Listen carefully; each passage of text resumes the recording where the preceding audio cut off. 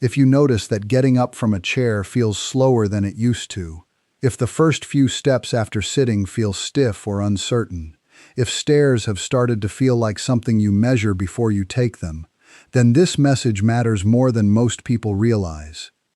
Because weak legs rarely announce themselves all at once. For most people, it begins quietly.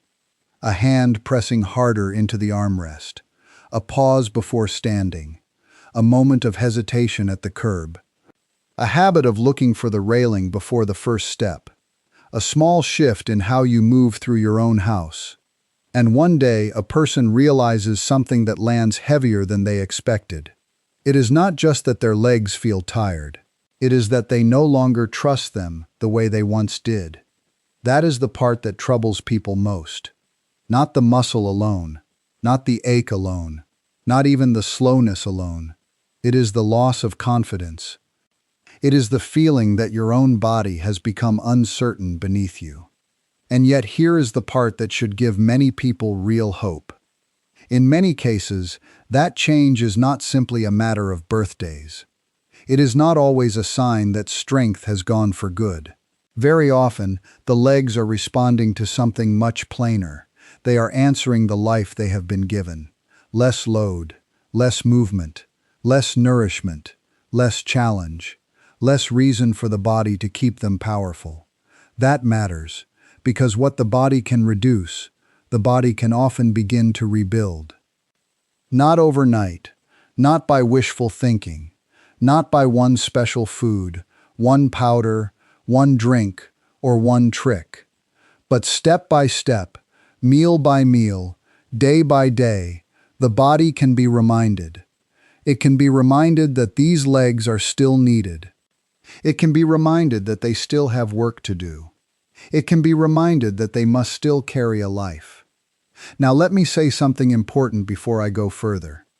I am not giving medical diagnosis here, and I would never tell anyone to ignore a serious warning sign. If one leg suddenly becomes weak, if the leg gives way without warning, if there is numbness, new swelling, severe pain, repeated falls, or a sudden change that was not there before, that is not the time to guess. That is the time to speak to my attending physician, Dr. John, or your own doctor, and have it properly checked. What I am talking about here is the common, creeping loss of leg strength that so many people experience as their days become more seated, their muscles are asked to do less, and their meals stop fully supporting the work their bodies still need to do. And if that is the kind of weakness we are talking about, then there is good news in it. Because common decline often has common causes, and common causes can be answered with steady habits. Now, when people hear a title about foods that help weak legs, many of them expect a shortcut. They expect a list that sounds magical. 7 foods, eat these, and the legs come back. That is not how I am going to speak to you. Food matters greatly. I believe that. But food is not a miracle by itself. A stronger body is built through partnership. The legs must be used, and they must be fed. Challenge without nourishment wears a person down. Nourishment without challenge gives the body no reason to build much at all. So if you want the honest version, here it is. The first secret is not on the plate. The first secret is that the body keeps what it is required to use. If the legs are asked to rise, they adapt. If they are asked to carry, they adapt. If they are asked to climb, steady, balance, and push, they adapt. But if they are spared from almost everything, the body gets the message. It begins to say, in its quiet and efficient way, we do not need to maintain all this strength anymore. That is what long sitting does. That is what constant convenience does. That is what a life built around avoiding effort does. It does not merely rest the legs. It teaches the body to stop investing in them. And this is why some people are surprised when their legs feel older than the rest of them. Their heart may still want to go. Their mind may still feel sharp. Their plans may still be full. But their legs are living off a smaller budget because day after day the body has been told not to spend much there. Now the encouraging part is this. The body also listens when the message changes. When you begin standing up under your own power, instead of always pushing off with the hands, the body notices. When you choose the stairs sometimes, the body notices. When you carry your own groceries in measured, sensible ways, the body notices. When you rise from kneeling, step up curbs with purpose, walk a little farther, and stop avoiding every bit of effort, the body notices. And when those actions are supported by the right foods, the message grows louder. Build here again, maintain here again, reinforce here again. That is the real foundation. So before I give you the 7 foods, hold this firmly in mind. None of them replaces movement. None of them can do the work of the muscles for you. But together with regular daily use, they can help supply what the legs need to feel steadier, recover better, and hold strength longer. Now let us go into them one by one, and not as miracle foods, but as useful allies. The first is eggs. There is a reason eggs have long been valued in households that cared about practical strength.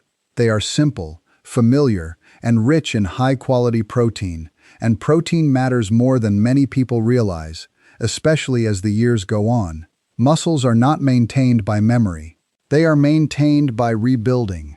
Little by little, all through life, the body is repairing, replacing, renewing. And if the building materials are not there in good supply, the repairs become smaller than the losses. That is one quiet reason why the legs can begin to thin, weaken, and tire more easily. Eggs help because they provide protein in a form the body can use well.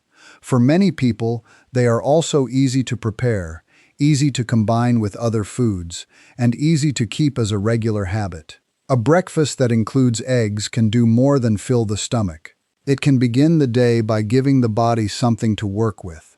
And there is another benefit in simple foods like eggs. They keep people from drifting too often into meals that are mostly toast, sweets, or convenient snacks that satisfy quickly but do not help much with maintaining muscle. So when a person says, "Where do I start if I want to stop feeling weaker in the legs?" Eggs are one of the plainest places to begin. The second is fish, especially oily fish. Fish supports the legs in more than one way. First, it offers protein, and again, that matters because muscle does not hold itself together by hope. But fish also brings beneficial fats that many people find useful as part of a pattern of eating that supports joints, circulation, and recovery. Now, I do not like to exaggerate such things. Fish is not a cure. It will not erase weakness by itself. But when people eat in a way that gives the body good protein and a better balance of fats, they often support a body that moves more comfortably and recovers more willingly from daily effort. And that matters because people do not build stronger legs only by exercising once. They build them by being willing to keep using them. Anything that supports that willingness, that comfort, that consistency, has value. The third is yogurt, especially plain yogurt with good protein. Many people think of yogurt only as something light or easy, but it can be a practical food when the goal is maintaining strength. For people who do well with dairy, yogurt can be a convenient way to add protein without much effort. It also works well for those whose appetite is smaller than it once was. That is important, because one hidden problem in later years is that some people simply stop eating enough quality food to maintain muscle. They eat less, but their bodies still need support. A bowl of yogurt with a few nuts or berries may seem ordinary, but ordinary is how strength is often rebuilt. Not through drama, through repetition. There is no trumpet sound when a body begins to get better fed. It happens quietly. A few better choices made often enough. A few meals that stop the slide. A few patterns that make the body feel less neglected. And then, after some time, the person notices they are less drained by small tasks. The fourth is beans and lentils. Beans and lentils. Beans and lentils deserve more respect than they get. They are steady foods. They are not fashionable miracle foods, and perhaps that is part of why they are overlooked. But they provide a combination of protein, fiber, and useful nutrients that make them a fine support for a person who wants strength, without depending on expensive specialty products. They also help meals feel substantial, and that matters. A person who is trying to stay strong usually does better with meals that satisfy and sustain than with meals that spike and fade. Beans and lentils are also humble in the best way. They fit soups, stews, salads, side dishes, and simple suppers. They are the kind of foods people can actually keep eating, and that is far more valuable than some polished recommendation that sounds impressive but never becomes a real habit. The body does not reward intentions, it responds to patterns. The fifth is leafy greens. Now, when people hear about greens, some of them sigh as if they are being told to eat virtue on a plate. But leafy greens earn their place. They bring a range of nutrients that support the systems muscles depend on. They can help support blood flow, overall vascular health, and the general nutritional environment in which muscles do their work. And the legs, perhaps more than people think, are very sensitive to that environment. The legs are not ornaments, they are workers. They carry your full weight, they stabilize you when you turn, they lower you into chairs, they lift you back out, they catch you when the ground is uneven, they propel you forward with every step. Muscles doing that much work benefit from a body that is well supplied, well circulated, and not constantly undernourished. Leafy greens do not create strong legs by themselves, but they support the kind of body in which stronger legs are easier to maintain. And there is another reason I like them in this conversation. They nudge a person back toward real meals. A plate with greens, protein, and something sturdy beside it usually serves the body better than a string of convenience foods eaten in a hurry while sitting. The sixth is beets. Beets are not always the first thing people think of when they think about strength, but they have gained attention for good reason. In the context of a balanced diet, they may support circulation and exercise performance in ways that some people find helpful. And circulation matters. Working muscles need delivery, they need oxygen, they need nutrients carried where they are needed. The legs, being both large and constantly used, depend heavily on that supply. Now, I will not turn a beet into a miracle, that is not honest. But I will say this, when people consistently eat foods that support better overall nourishment and blood flow, and they combine that with real use of their legs, many small improvements begin to stack together. Better stamina, better recovery, better confidence in motion, better willingness to keep going. And often, it is that stacking of small advantages that changes a person's life more than any single dramatic promise ever could. The seventh is nuts and seeds. Nuts and seeds are useful because they bring healthy fats, minerals, and some protein in a compact form. For people who need practical foods to round out a meal or make a snack more supportive, they can be valuable. The body needs more than one ingredient to maintain muscular function well. It needs a full pattern of nourishment, and nuts and seeds can help fill some of those gaps. They are also easy to keep around, easy to add to yogurt, vegetables, or oatmeal, and easy to use without turning eating into a complicated project. And that matters more than people think. The best plan is not the plan that sounds perfect. The best plan is the one a person can still be doing 3 months from now. Now let me gather these 7 foods together clearly. Eggs give practical protein. Fish gives protein and supportive fats. Yogurt offers an easy protein option for many people. Beans and lentils bring steady nourishment and plant protein. Leafy greens help support the systems that muscles rely on. Beets may help support circulation and endurance. Nuts and seeds round things out with useful fats, minerals, and added nourishment. That is a solid list. But now I want to tell you something even more important than the list. The list works best when it is tied to a different kind of honesty. And that honesty is this. Most weak legs are not waiting for a miracle. They are waiting for a reason and a supply. A reason to become stronger, and a supply to support the process. The reason is movement.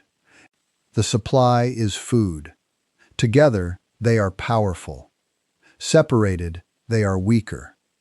This is where many people go wrong. They look for the right food while still arranging their day to avoid using their legs. They search for the perfect nutrient while taking the elevator every chance they get, lowering themselves into chairs with their arms every time, and sitting for long stretches without interruption. The body reads all of that. It reads the habits far more loudly than it reads the wishes. So if you want these foods to matter more, put them beside simple actions that tell the truth. Rise from a chair a few times without using your hands if it is safe for you to do so. Walk after meals when you can. Take stairs when sensible. Stand up more often. Carry manageable loads. Do not rush past these because they sound too simple. Simple is often what works. The body is not impressed by complexity. It is changed by consistency. And consistency is easier when the goal is not vanity, but freedom. That is what this is really about. It is about the freedom to get out of bed and feel stable. The freedom to cross a parking lot without planning every step. The freedom to visit someone without scanning the room for the easiest chair to get out of. The freedom to climb the porch steps with less thought. The freedom to trust your body a little more. That is why weak legs frighten people so deeply, because underneath the physical problem is a life problem. A person begins to imagine narrowing, fewer outings, fewer errands, fewer visits, more caution, more dependence, more staying home, more arranging life around limitation. So when strength returns, even a little, the gift is not only physical, it is emotional, it is relational. It is practical. It is the return of a kind of courage. And here is something many people notice first, long before they would say, "My legs are strong again." They notice the little things become less annoying. Standing up is smoother. The first steps are less awkward. They do not brace as much at the counter. They feel less heavy when climbing. They recover faster after being on their feet. They stop dreading ordinary movement. That is how improvement often arrives. Not in one dramatic morning, but in reduced hesitation, reduced effort, reduced fear, and those are precious changes. Now let me say a word about why so many people never hear this explained plainly. Because there is not much glamour in telling people to use their legs and eat ordinary supportive foods. It does not sound exotic enough. It does not feel like a secret. It does not come in a shiny package. It does not give anyone a dramatic sales angle. But that does not make it less true. In fact, one of the best reasons to respect an approach is that it still makes sense after the excitement wears off. You can ask yourself a simple question. If I wanted a body to weaken, what would I do? I would make it sit often. I would make it avoid effort. I would give it food that fills but does not build. I would let good habits become occasional habits, and occasional habits become forgotten habits. And if I wanted that same body to move towards strength again, what would I do? I would ask it to work, sensibly and steadily. I would give it protein often enough. I would feed it real food more regularly. I would support circulation, recovery, and nourishment. I would keep going long enough for the body to believe me. That is the real path. Not glamorous, not loud, not instant, but deeply believable. And that matters, because when people believe a path, they stay on it longer. If there is one thing I would like you to remember from all of this, it is this. Weak legs are not always a sentence. Very often, they are a signal. a signal that the body wants more support and more use than it has been getting. That signal should not be answered with panic, and it should not be answered with fantasy. It should be answered with steady action. Use the legs. Feed the legs. Repeat. If you do that with patience, many people find that the body gives something back. Not youth, perhaps, but steadiness. Not perfection, but confidence. Not a miracle, but improvement that can be felt where it matters most, in ordinary life. And ordinary life is where the true victory is, in getting up, in going out, in carrying what you need, in moving through your rooms without thinking twice, in reaching older age with more trust in your own steps than fear of them. That is worth a great deal. So if this speaks to you, do not turn it into a project so complicated that you never begin. Begin plainly. Put one of these foods into your next meal. Stand up from your chair with more intention. Walk a little more than you did yesterday. Give your body a better message. Then give it again tomorrow. And the day after that. Because strength is rarely rebuilt by one heroic day. It is rebuilt by a body that is treated as if it is still worth investing in. And it is. It is worth investing in at 50. It is worth investing in at 65. It is worth investing in at 78. It is worth investing in when progress is slow. It is worth investing in even after a season of neglect. The legs do not need your frustration nearly as much as they need your consistency. So feed them well. Use them honestly. And if something feels seriously wrong, take it where it belongs, to my attending physician, Dr. John, or your own doctor, and let real problems be properly examined. But for the ordinary fading that comes when muscles are underused and underfed, do not assume the story is over. Sometimes the body is waiting for a simpler answer than the world has trained you to expect. A better breakfast, a stronger lunch, a steadier supper, a few more rises from the chair, a few more stairs, a few more walks, a few more days of reminding the body that these legs are still part of a life that intends to be lived. And when that reminder is given often enough, the legs may begin to answer in the way we all hope they will, with more steadiness, more